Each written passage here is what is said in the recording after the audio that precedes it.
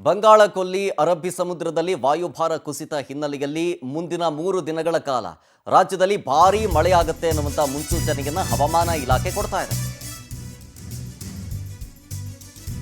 Next 3 days ಸಿಕ್ಕಾಪಟ್ಟೆ ಮಳೆಯಾಗುತ್ತಂತೆ ರಾಜ್ಯದಲ್ಲಿ, note ಮಾಡಿಕೊಳ್ಳಿ. ಕರಾವಳಿ ಭಾಗ ಹಾಗೂ ದಕ್ಷಿಣ ಒಳನಾಡಿನಲ್ಲಿ ವ್ಯಾಪಕ ಮಳೆಯಾಗುವ ಸಾಧ್ಯತೆ ಇದೆ. ಚಿಕ್ಕಮಗಳೂರು, ಹಾಸನ, ಕೊಡಗು, ಚಾಮರಾಜನಗರ, ಮೈಸೂರು, ಉತ್ತರ ಕನ್ನಡ ಜಿಲ್ಲೆಗಳಲ್ಲಿ ಭಾರೀ ಮಳೆಯಾಗುತ್ತೆ. ಇವತ್ತು ಮತ್ತು ನಾಳೆ 6 ಜಿಲ್ಲೆಗಳಿಗೆ ಯೆಲ್ಲೋ ಅಲರ್ಟ್ ಅನ್ನು ಘೋಷಣೆ ಮಾಡಲಾಗಿದೆ.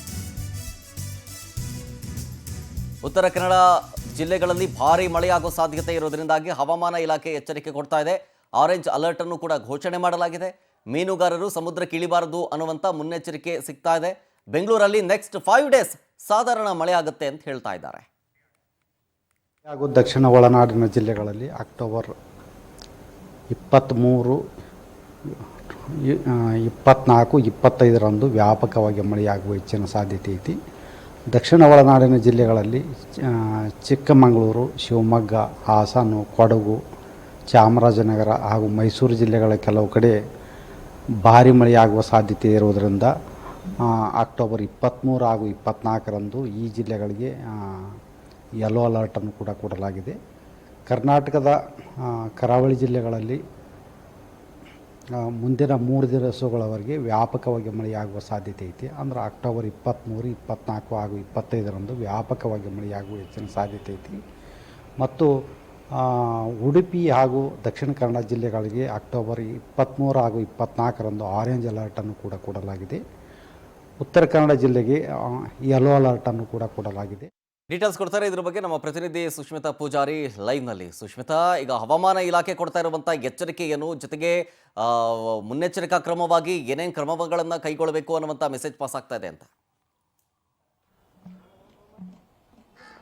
ಶರತ್, ಅರಬ್ಬಿ ಸಮುದ್ರ ಹಾಗೆ ಬಂಗಾಳ ಕೊಲ್ಲಿ ಎರಡರಲ್ಲೂ ಕೂಡ ವಾಯುಭಾರ ಕುಸಿತ ಆಗಿರೋದ್ರಿಂದ ಮುಂದಿನ 3 ದಿನಗಳ ಕಾಲ ರಾಜ್ಯದ ಹಲವೆಡೆ, ಅದರಲ್ಲೂ ಕೂಡ ಪ್ರಮುಖವಾಗಿ ಕರಾವಳಿ ಹಾಗೆ ದಕ್ಷಿಣ ಒಳನಾಡಿನ ಎಲ್ಲಾ ಜಿಲ್ಲೆಗಳಲ್ಲೂ ಕೂಡ ಭಾರೀ ಮಳೆಯಾಗುವಂತಹ ಸಾಧ್ಯತೆ ಇದೆ. ಹಾಗೆ ಕರಾವಳಿ ಭಾಗದ ಜಿಲ್ಲೆಗಳಿಗೆ ಇವತ್ತು ಮತ್ತೆ ನಾಳೆ, ಅಂದ್ರೆ ದಕ್ಷಿಣ ಕನ್ನಡ ಹಾಗೆ ಉಡುಪಿ ಜಿಲ್ಲೆಗಳಿಗೆ ಇವತ್ತು ನಾಳೆ ಆರೆಂಜ್ ಅಲರ್ಟ್ ಅನ್ನ ಘೋಷಣೆ ಮಾಡಲಾಗಿದೆ. ಜೊತೆಗೆ ಯಾವುದೇ ಕಾರಣಕ್ಕೂ ಕೂಡ ಮೀನುಗಾರರು ಏನು ಸಮುದ್ರಕ್ಕೆ ಇಳಿಯದಂತೆ ಸೂಚನೆಯನ್ನ ಕೊಟ್ಟಿರುವಂತದ್ದು. ಯಾಕಂತ ಹೇಳಿದ್ರೆ ಗಾಳಿಯ ವೇಗ 30 ರಿಂದ 40 ಕಿಲೋಮೀಟರ್ ಇರೋದ್ರಿಂದಾಗಿ ಇದು ಮೀನುಗಾರರಿಗೆ ಸ್ವಲ್ಪ ಕಷ್ಟವನ್ನ ಉಂಟು ಮಾಡುತ್ತೆ. ಹೀಗಾಗಿ ಯಾವುದೇ ಕಾರಣಕ್ಕೂ ಕೂಡ ಮೀನುಗಾರರು ಸಮುದ್ರಕ್ಕೆ ಇಳಿಯದಂತೆ ಎಚ್ಚರಿಕೆಯನ್ನ ನೀಡಿದ್ದಾರೆ.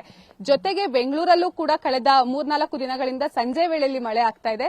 ಇದು ಇನ್ನು ಮುಂದಿನ 4 ದಿನಗಳ ಕಾಲ ಇದು ಬೆಂಗಳೂರಲ್ಲೂ ಕೂಡ ಸಂಜೆ ವೇಳೆಯಲ್ಲಿ ಮುಂದುವರಿಯುವಂತಹ ಸಾಧ್ಯತೆ ಇದೆ. ಜೊತೆಗೆ ಚಿಕ್ಕಮಗಳೂರು, ಶಿವಮೊಗ್ಗ, ಹಾಸನ, ಮಂಡ್ಯ, ಮೈಸೂರು ಮತ್ತೆ ಒಟ್ಟು 6 ಜಿಲ್ಲೆಗಳಿಗೆ ಮುಂದಿನ 3 ದಿನಗಳ ಕಾಲ ಯೆಲ್ಲೋ ಅಲರ್ಟ್ ಅನ್ನ ಘೋಷಣೆ ಮಾಡಿರುವಂತದ್ದು. ಹೀಗಾಗಿ ಆದಷ್ಟು ಜನರು ಈ ಒಂದು ಮಳೆಗಾಲ, ಯಾಕಂತ ಹೇಳಿದ್ರೆ ಇವಾಗ ಆಲ್ರೆಡಿ ಮುಂಗಾರು ಮಳೆ ಮುಗಿದು ಹಿಂಗಾರು ಮಳೆ ಶುರುವಾಗಿರುವಂತದ್ದು. ಅದರಲ್ಲೂ ಕೂಡ ಬಂಗಾಳ ಕೊಲ್ಲಿ ಹಾಗೆ ಅರಬ್ಬಿ ಸಮುದ್ರ ಎರಡರಲ್ಲೂ ಕೂಡ ವಾಯುಭಾರ ಕುಸಿತ ಆಗಿರೋದ್ರಿಂದ, ಪ್ರಮುಖವಾಗಿ ಬಂಗಾಳ ಕೊಲ್ಲಿಯಲ್ಲಿ ವಾಯುಭಾರ ಕುಸಿತ ಆಗಿರೋದ್ರಿಂದ ಬೆಂಗಳೂರಲ್ಲಿ ಸೈಕ್ಲೋನ್ ಎಫೆಕ್ಟ್ ಕೂಡ ಇದೆ.